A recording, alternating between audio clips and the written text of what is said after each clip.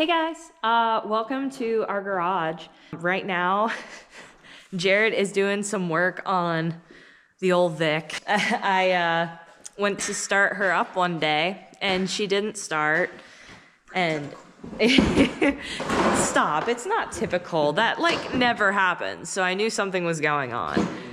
We think, still not 100% sure, but we think that it's the starter. So that's what we're working on. We're getting the old starter out right now, and then we're gonna put a new starter in. What do you think, Jared? I don't know. I like our little rig we've got going on here. Because she died on us, we had to roll it from all the way up from our house into here. So we did our best to line it up with the lift that we have in here, but it's not it's not lined up enough to use it. So we've got our own little thing kind of going on here. Your arm's getting tired? Yeah, dude. We make these bolts long. I guess they don't want the starter falling out. Fair. Thank you for doing this for me. Yeah, baby. I love working on this car. It looks like so much fun. Oh, yeah. So it's 3 bolts? Yeah. But they're a bitch to get to, aren't they? Well, Aren't they? I bet they are, because I can't see the other two. I guess that's why the guy in the Crown Vic group said long extensions. Yeah. And then you got shit that's like absolute junk, you know what I mean? Yeah. Like fucking extensions that won't even fit into one another. That one fits good though, so. Well, that's good. So when you get the old part fucking out and you get all a bunch of rust in your fucking eyes, this is what you do to it right here. You take it, ready? And you just get rid of it. Stupid motherfucker. So I'm pretty confident, guys, that it was the starter, because when we pulled it out, like there was this like wire shit that was like all frayed, not even making connection anymore. And Jared said it was like sparking. So before anybody comes for us, if this even goes in the video, like we did disconnect the battery. This is what happened when I tried to take the negative terminal off the starter. Just sheared the whole like bolt right off the starter. Oh my god. Just a rusted piece of shit. It's a small one, but yeah. Anyways.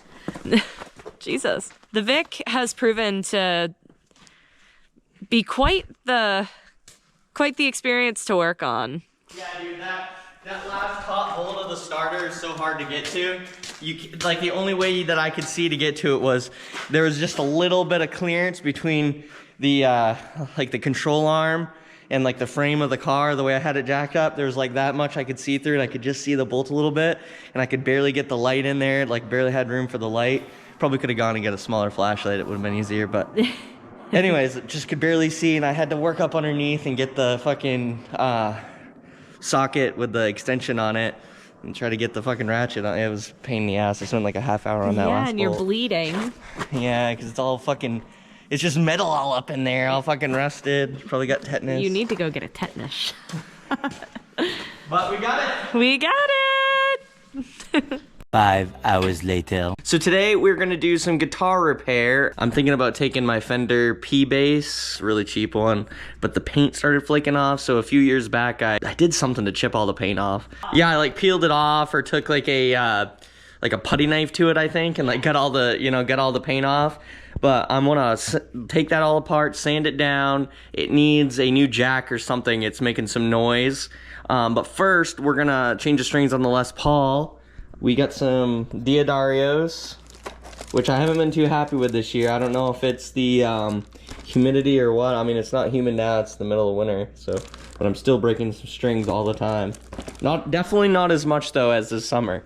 The summer was crazy. I had the dehumidifier going all the time in the studio. It ran up the power bill to like $250 for a few months, but anyways, we just broke a string. We broke the high E, and there it is, right there. So we're gonna change some strings. So we're gonna start by getting all the old ones off. Let's do that.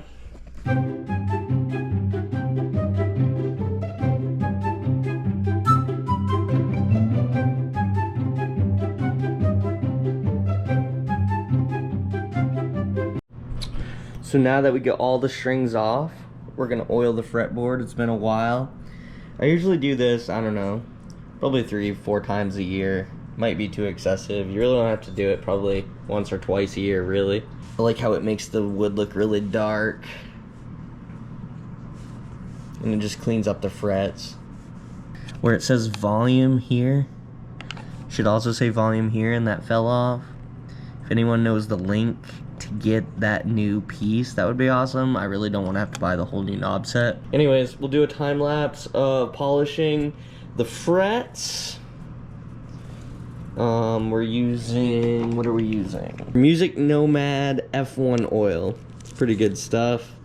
I used to use the Dunlap, I think, or Dunlop, however the fuck you say it. This stuff's a little cheaper, I think, and does the same thing. So yeah, we'll do that, a time lapse of that, and restringing the old Les Paul up. Let's do it.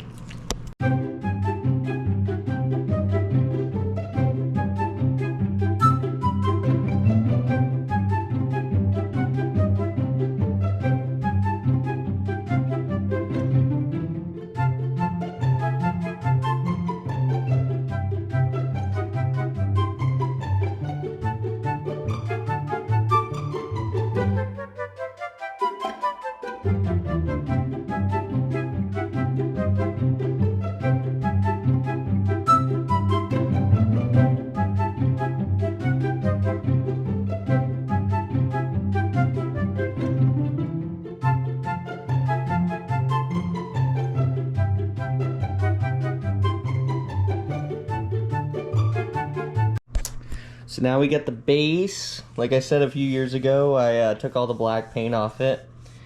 And it's back down to original. There's still some glue, I think, or something. I don't know what it is. But it's something from the finish that's left on it that we need to sand off.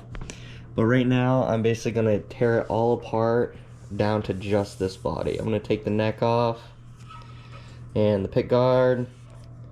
Hopefully the electronics will come out pretty easy so I don't have to wire it. I do think there's something wrong with the jack though. We got to do some soldering, which is great. But there's the back if you guys want to see it. So yeah, on fenders all you gotta do is take off these 4 bolts and the neck will come right off. Dude, I wonder if this bass is like something special. It says Fender 60 something right here. I don't really know what kind of bass this is. Fender Precision Bass made in Mexico. Alright, so we took the strings off the bass. The next thing we're gonna do is take this pickguard off.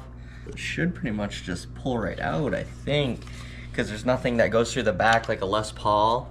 And if I had like a really expensive guitar, I probably wouldn't use a drill, but it's faster this way. Fair.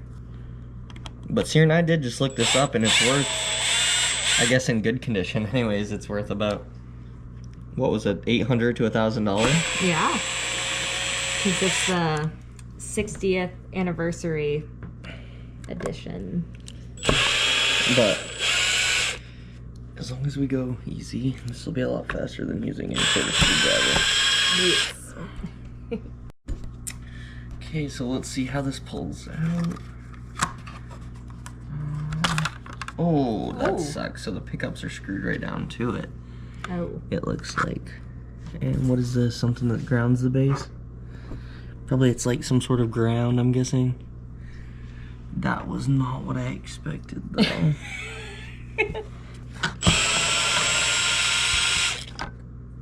Oh, it's a cover? Oh.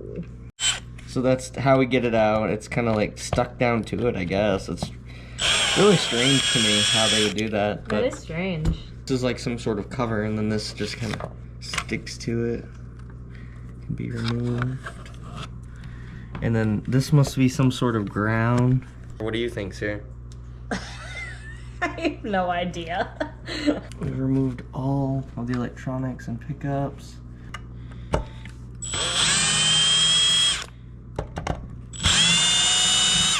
I'm guessing that's connected to the bottom side of this to ground it. Yeah. Literally, it's just right there. That's so weird to me. See how they just got the wire, and then when you put this plate down, this metal plate, it just makes contact with it. That's weird. So the only thing we got to do is do the neck. Go very slow on this one.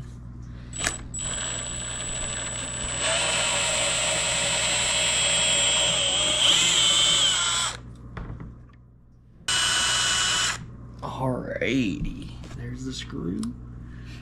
So, should be able to take it right off. Whoa. Dramatic. I think this is a different body than neck. Interesting. See, and I thought that before too, guys. Yeah. Because if you see the neck, because I was like, Siri, you gotta look up this bass, because Yeah. it has the Fender 60 right here. Yeah. You guys might know more. Comment if you do. Yeah, dude. But it's got the Fender 60. So that, I looked that up and I was like, what does that mean? And Right. it said 60th anniversary. Right. But there's no numbers. But on the back this. plate, where the neck screws in, so you know the neck goes on Yeah. there and then screws in from the back here, like I just undid it. Yes. This plate would have a kind of an It's like an a insignia. like this does. Yeah, it's all like over a the whole plate. diamond. Yeah, it's like a diamond kind of. But this is just a cheap, like, regular just a Fender normal- plate. But yeah, Sarah and I are gonna choose a really cool color for this. I'm Yeah. gonna sand it all down, get it, really smooth, and get rid of some of these chips. Hopefully, we'll get it smoothed out a little bit better, and paint it. Should be a cool project, and we'll film some more when we get to it. Yeah, dude. This will be the first vlog of the series, I guess, of the Yeah. Fender bass series. Fender but bass series. yeah, it's gonna be cool, guys. Rock Yeah, on. dude. Anyways, We love you guys. we love you guys We hope you have a good rest of your day for sure. or night. Whenever it is. Whatever. See Love you. guys. Bye. Love you.